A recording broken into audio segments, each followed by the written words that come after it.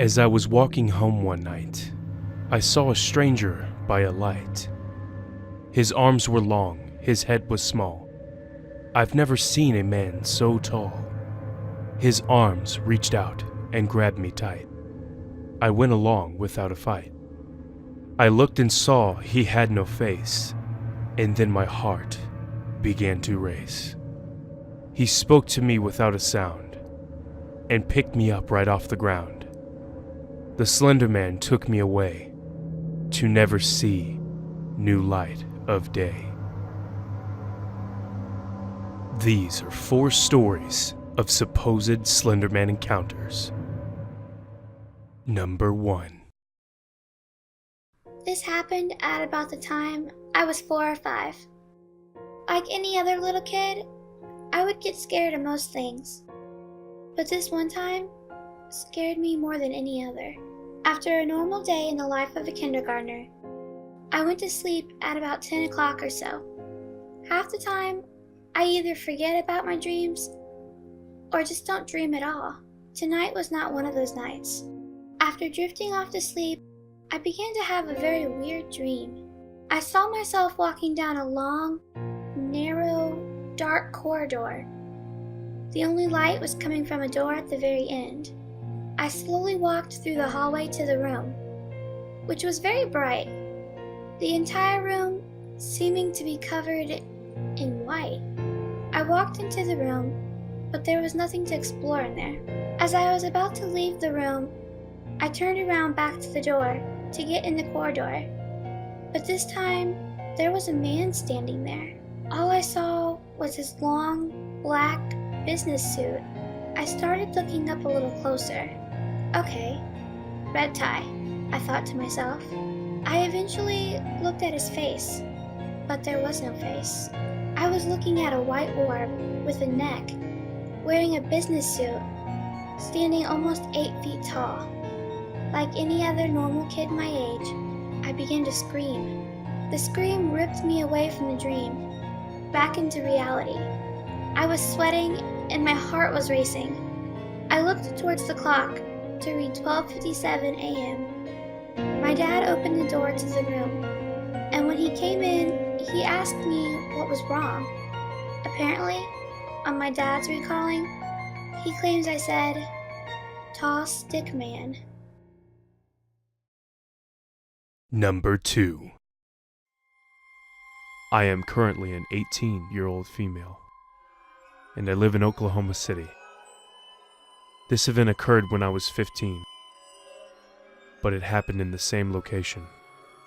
My friend, I was with her at the time of the incident, lives in a fairly decent neighborhood that was 15 minutes walking distance from a 7-Eleven. Her parents allowed us to make late-night trips there for snacks on occasion.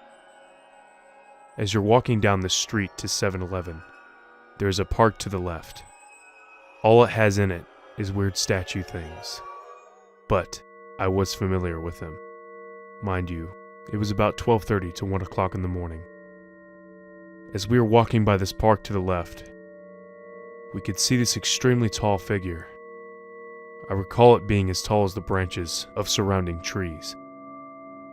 He seemed to be dressed in all black and extremely pale. I am an extremely logical person, so I wanted to validate it was just some strange, tall person. I shouted repeatedly at this thing. After no response, we ran off as fast as possible and referred to this thing as Voldemort because of its paleness. It wasn't until 2 years later that my friend informed me of Slender Man, and I realized whatever I saw that night looked exactly like him.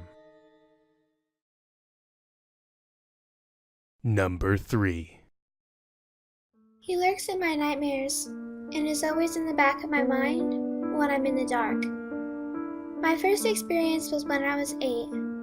I've always been a poor sleeper, and this night was no different. Around 2 in the morning, I realized that I needed to go to the bathroom. I slipped out of my bed and tiptoed to the washroom, hoping not to wake anyone as I passed by their doors. When I reached the bathroom, I was confronted by a tall figure, shrouded in total darkness.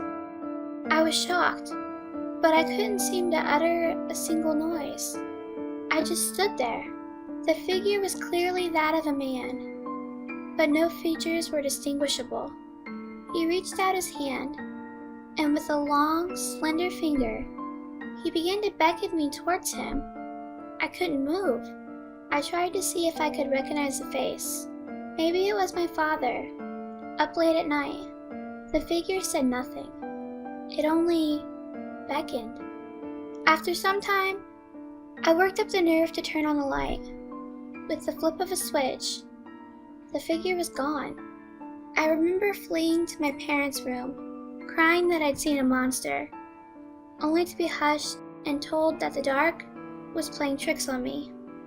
Who knows? Maybe it was. Number 4. Something very strange happened to me last night. Something I still can't quite understand. It was about 9:55 last night when it happened. It was about time for me to be getting to bed, so I took my 10-year-old mutt, Daisy, out for a last bathroom break for the night. I've been having problems with mild slender sickness lately, namely nausea, severe headaches, and extreme paranoia. So I knew he'd been following me, again. As I stood in the strip between the fence of the next-door neighbor's fence and my own front door, I watched Daisy trot off into the dark. That's when the wait set in. I knew he was watching me, but I couldn't tell from where. I had my back to the street for just a few seconds as I tried to pinpoint my observer's position. Then, I remembered where I saw him last. He had stood beneath the street lamp across from my house, which was directly behind me. I turned around to see him there, watching me. I froze, just as I had had the last time. My mother was still inside and awake, so I couldn't call out and draw her from safety. I felt my eyes go wide as panic shot through me like a lightning bolt. My muscles coiled and my heart began racing. I stood like this for maybe 5 or 10 seconds before I blinked.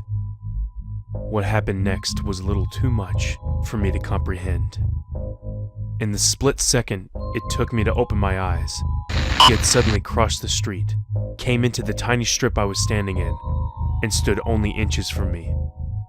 In my coiled state, I was mildly surprised after turning this over that I didn't jump backward.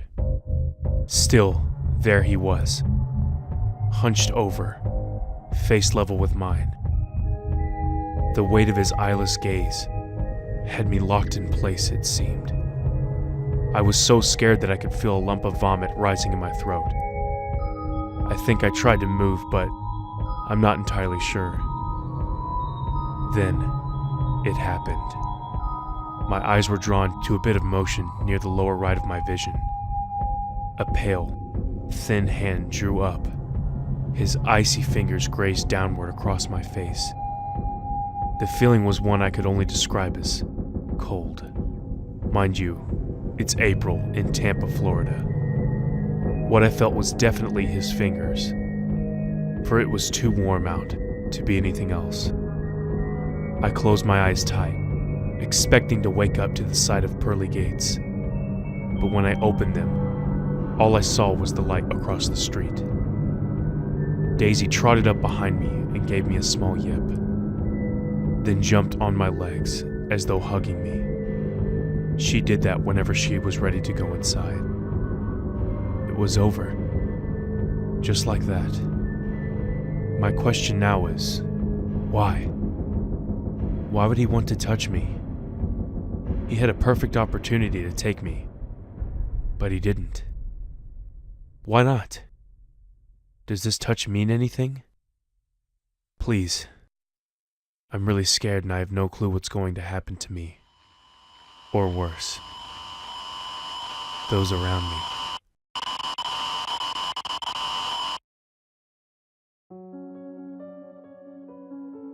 What up, guys? This is Graveyard Golgotha, and thank you so much for watching. I would like to give a very special shout out to Zombie Prom Princess for collaborating with me on this video. She is a good friend of mine, and we have been trying to work together for quite some time. I am glad that we have finally gotten the chance. I'm sure that she would really appreciate it if you guys checked out her channel and subscribed to it. I will leave a link in the description box below for her channel. For those of you who are new to my channel, please share, leave a comment, and hit the like button. But for those who are brave enough, you can become a member of the underground today by hitting that subscribe button. Once again, thank you guys for watching, and I'll see you guys in the next one.